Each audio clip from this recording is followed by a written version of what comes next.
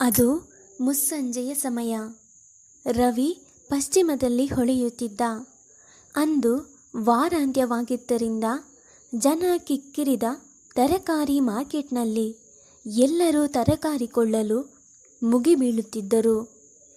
ಅಣ್ಣ, ಒಂದರ್ಧ KG tomato ಕೊಡಿ ಬೇಗ ಎಂದವಳು ಅಂಗಡಿಯವನು ಕೊಟ್ಟ ಅರ್ಧ ಕೆಜಿ ಟೊಮೆಟೊ ಹಿಡಿದು ಆಗಸದಲ್ಲಿ ಮೂಡಿದ ಕಾರ್ಮೋಡವನ್ನು ಕಂಡು ತನ್ನ ಬದುಕಿನಲ್ಲೂ ಹೀಗೆಯೇ ಕಾರ್ಮೋಡ ಕವಿದಿದೆ ಎಂದುಕೊಂಡವಳು ವಿಷಾದನೆಗೆ ಚೆಲ್ಲುತ್ತಾ ಮಳೆ ಬರುವ ಮುಂಚೆ ಮನೆ ಸೇರಬೇಕೆಂದು ಮನೆಯತ್ತ ಬೇಗ ಬೇಗ ಹೆಜ್ಜೆ ಹಾಕುತ್ತಿದ್ದಳು.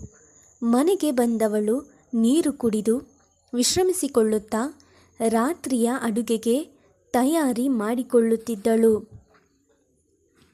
ಅವಳು ಸುಮಧುರ, ಹೆಸರಿಗೆ ತಕ್ಕ ಹಾಗೆ ಸುಮಧುರವಾಗಿದ್ದಳು. ಗೃಹಿಣಿಯಾಗಿ ಹಾಗೂ ಶಾಲೆಯಲ್ಲಿ ಶಿಕ್ಷಕಿಯಾಗಿದ್ದಳು. ಇಬ್ಬರು ಮುದ್ದಾದ ಮಕ್ಕಳ ತಾಯಿಯೂ ಗಂಡನ ಮುದ್ದಿನ ಮಡದಿಯೂ ಆಗಿದ್ದಳು. ತಾಯಿಯಾಗಿ ಹೆಂಡತಿಯಾಗಿ ತನ್ನ ಕರ್ತವ್ಯವನ್ನು ಸರಿಯಾಗಿ ನಿಭಾಯಿಸಿದ್ದಳು. ಆದರೂ ಸಂಸಾರದ ಸಾಗರದಲ್ಲಿ ಬಿರುಗಾಳಿ ಏಳುವ ಸೂಚನೆ ಎದ್ದಿತ್ತು.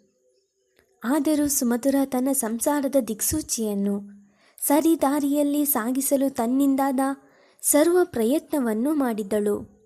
ಶ್ರೀಧರ್ ಸುಮಧುರಳ ಗಂಡ ಖಾಸಗಿ ಸಂಸ್ಥೆಯೊಂದರಲ್ಲಿ ಕಾರ್ಯನಿರ್ವಹಿಸುತ್ತಿದ್ದನು. ಇಬ್ಬರು ಮಕ್ಕಳಾದ ಸಾಕ್ಷಾ ಶಾನ್ಯ ಅಪ್ಪ ಅಮ್ಮನ ಮುದ್ದಿನ ಮಕ್ಕಳಾಗಿದ್ದರೂ ಅದಕ್ಕೂ ಹೆಚ್ಚಿನ ಶಿಸ್ತನ್ನು ಕಲಿಸಿಕೊಟ್ಟಿದ್ದರು. ಇಂತಿಪ್ಪ ಸಂಸಾರ ಸುಖದಲ್ಲಿ ಮೀಯುತ್ತಿದ್ದ ಸುಮಧುರಳ ಬಾಳಿನಲ್ಲಿ ಬಿರುಗಾಳಿಯಂತೆ ಬಂದವನು ರಾಜೀವ್. ಮುಂದುವರಿಯುವುದು.